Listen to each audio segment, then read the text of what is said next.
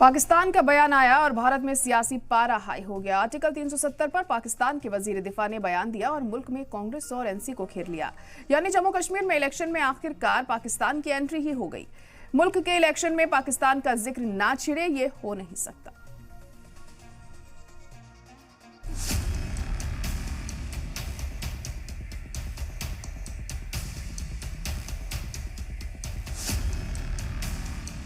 ये वो पाकिस्तान है जहां सियासी पार्टियों में संसद से सड़क तक कोहराम मचा हुआ है।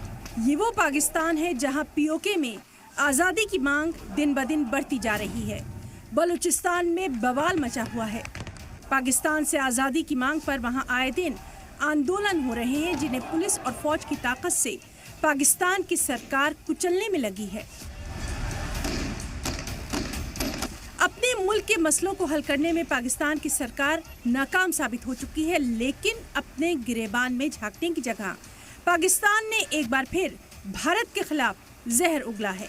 क्या हम ये कह सकते हैं कि आज पाकिस्तान की जो रियासत है और इंडियन कांग्रेस जो है वो एक पेज और नेशनल कांग्रेस एक पेज पे आ गए?